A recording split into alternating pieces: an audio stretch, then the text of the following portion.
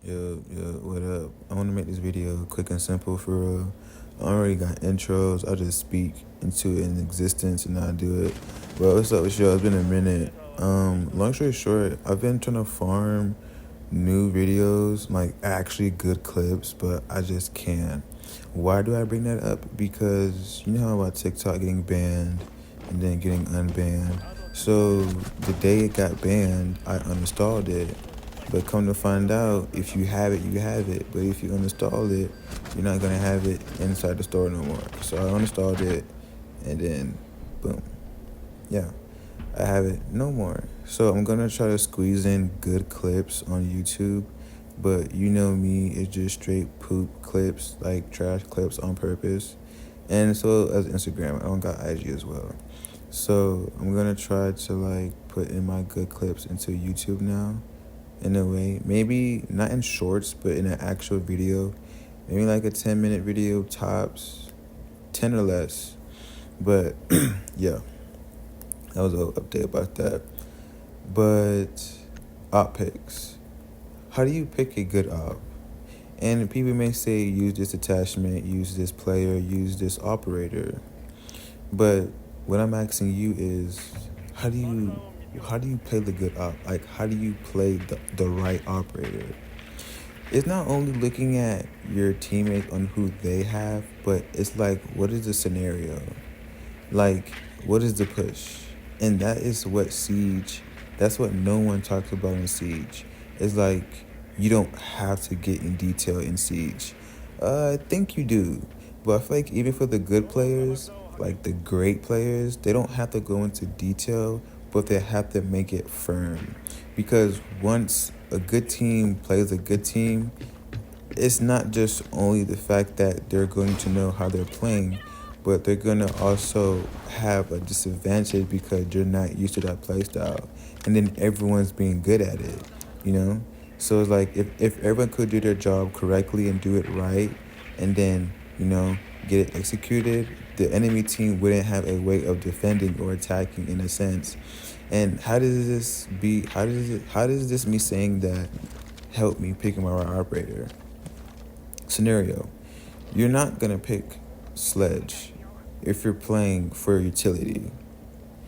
The most he can bring for you is EMPs, and then we're not gonna rely on EMPs to have Sledge because we need Sledge making rotates, we need Sledge making vert, some type of scenario that we need Sledge on more important than getting EMPs off, getting wall with EMPs. You know what I mean? So it's something that you can't say is beneficial or not even beneficial. Something say that you can say that it will work 24/7. It wouldn't. So that scenario right there is like not saying Sledge is not a good option pick in that scenario I used just now, but it's a op that you would have in between, because he's not fully who you need. Sledge could die. In that scenario I use, Sledge could die all you care, and Wall is still not taken care of. Well, you still have Ace, you have Thermite, you maybe have two other players that might help you get Wall, or even better, because just because your Wall denial is gone doesn't mean that the game is over. It's just addicted to get inside now. You know what I'm saying? So it's like the whole idea of how to pick your ops is just you have to know the scenario. It's like, and you have to be able to use the operator. If every wall is reinforced when you attack when you attack a building, and then there's no really leverage that you can use with Sledge, but just hit a couple of barbed wires and like a couple of castles, you have not used Sledge to the fullest. It's like, what can you use Sledge for? And if you're even being his flashbangs, you can still use that as Sledge. But what can Sledge do? If you want to bring in speed, if you want to, he has a good gun but no recoil. Honestly, a tiny bit on certain people, but he has a good loadout. But what can he do by himself with two flashes and a gun that has basically no recoil? You know. And you may think he could do so much, hell yeah, but it's like, bro, it's Sledge. Like you're literally, your whole ability is to smash walls. You know? And then someone like Ash, she has the leverage, which is speed, and then she's literally used for breaching, but she's also used just to rushing in because she's so fast, and her guns are so compatible and they're so good, you know.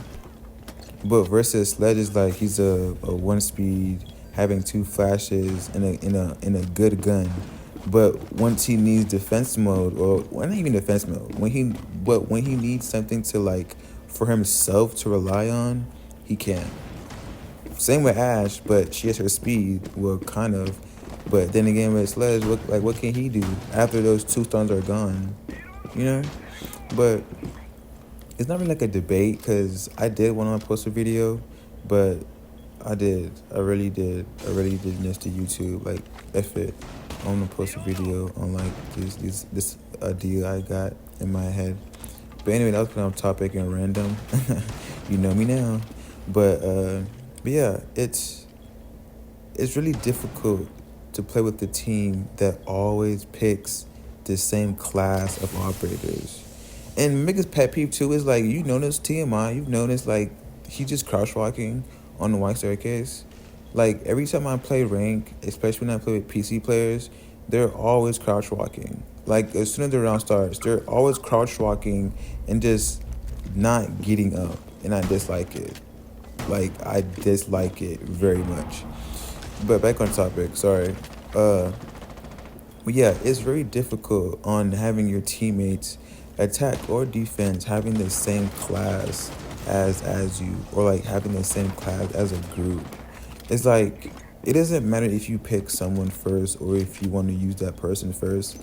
But if you want to use that person or use them, or if you don't want to change, go somewhere else. What I mean by go somewhere else, if you know Smoke and a zombie can hold a separate room by themselves, why let them play together? You know? It sounds reasonable. Of course, why would you? Because it's going to be a better defense. But it's like, bro, if we need that separation, if we have like a Rook, for example, and a Capcan, we don't need a zombie and mute playing together, because now they're just going to want to drone mute out, but they can't because they have Capcans around. And then if they want to actually come in and like take a spot to control, we have a zombie to remind them, hey, even though I can't see you on this other side or there's a concrete, I still control this area. You know what I mean?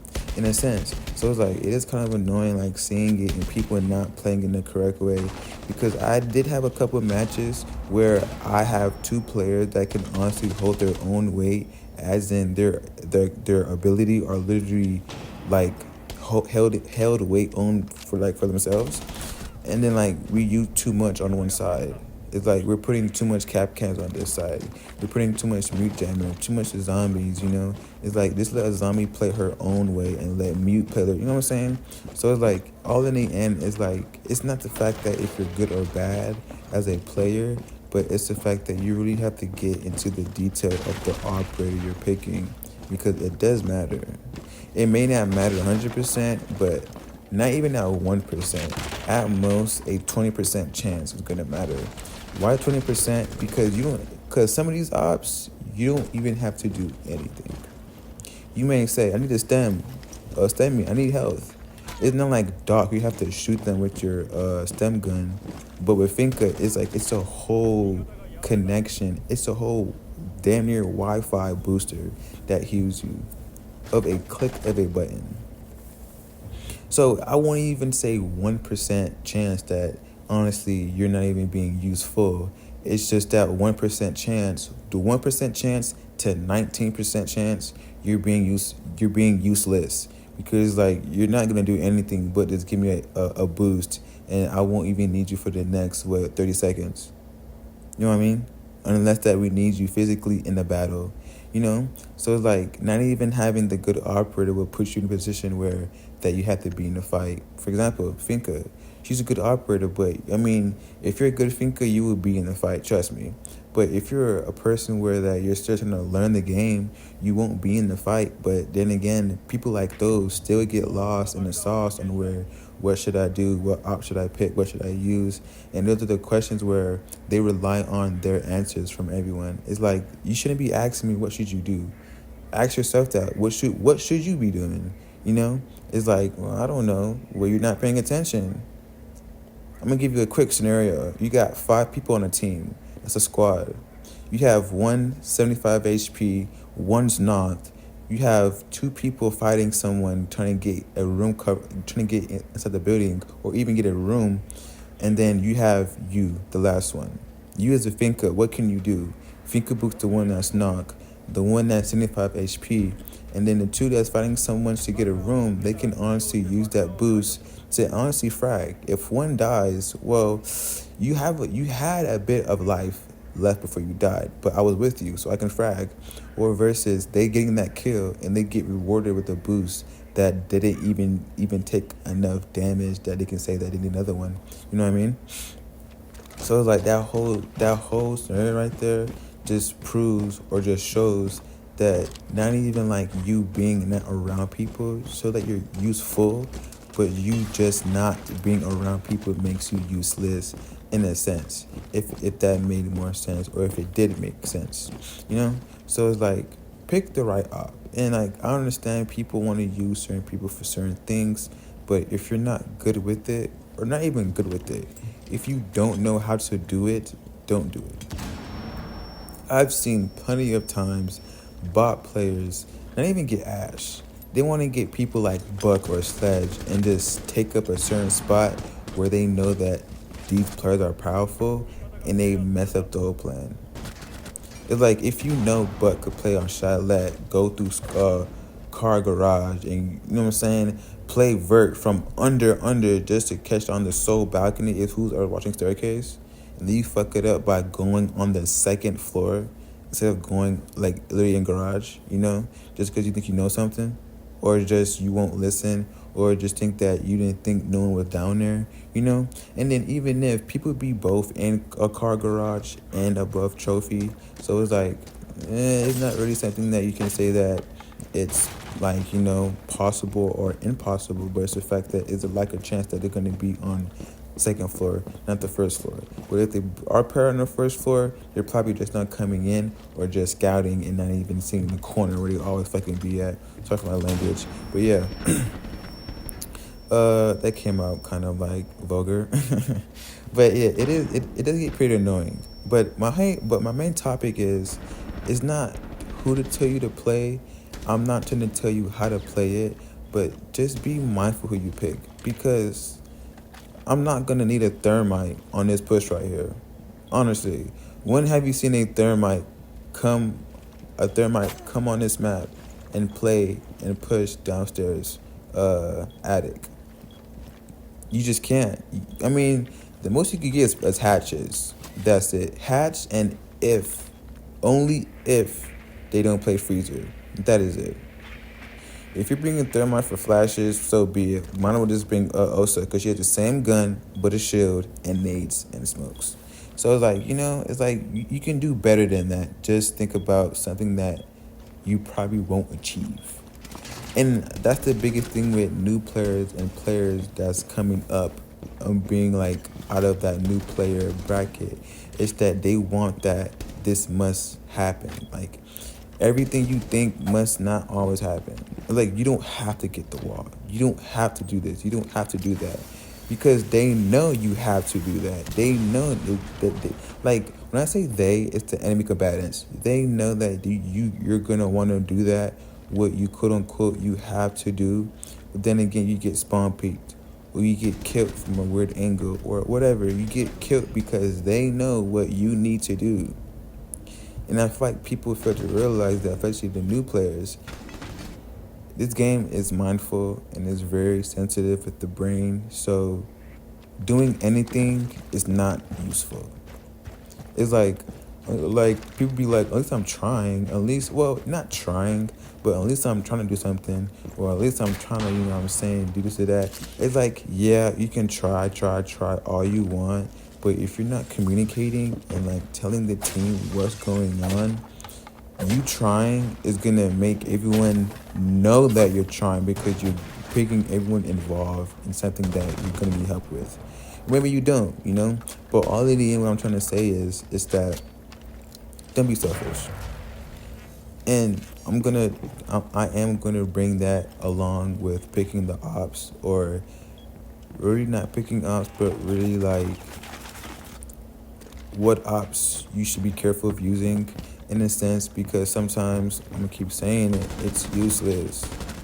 If I'm rushing in with someone, why are you playing a shield up and you're not in front of me? Like, and I know people that go through that before, have a lot of randoms who play shield ops and don't even be pushing forward. You just sit back and just hope everyone dies and then push forward. It's like, bro, what are you doing? You're supposed to be in front of me. Even if you get shot at, you're not gonna get killed. That's for one. Two, if they push you, we can kill them because they're not being mindful. And three, maybe, just maybe, if Suez C4 comes about, hey, that's unfortunate, but now we know. That's one C4 down, but not even one C4 down. Now we gotta really make it count because we have no person to actually completely 100% protect us, front, back, left side, case down, or like, you know what I'm saying, whatever. But the whole idea is like, don't be a scaredy cat with your player and you know what they do. Once again, I know we've met Monty players. You know what Monty does, and then you have the audacity to sit back and not push up or even have your shit extended. You just sit back behind the player with no shield, hoping that they can clear away for you, which is possible, yes, but clearing away is something that you need to have trust in both sides of someone supporting you and the shooter. Then again, it's like most scenarios, it's like you will want to shield up to push up just to take that eyesight off of somebody, and not even eyesight, just to take that a little bit of tension from you, just so you can get a little easier way in or out of a scenario, even better, you know? So it's like, it does be annoying, it's difficult. I honestly 100% do dislike it because it really throws me off and it makes me wonder, why are you here playing Siege? But that was it for me. My fam, GG's.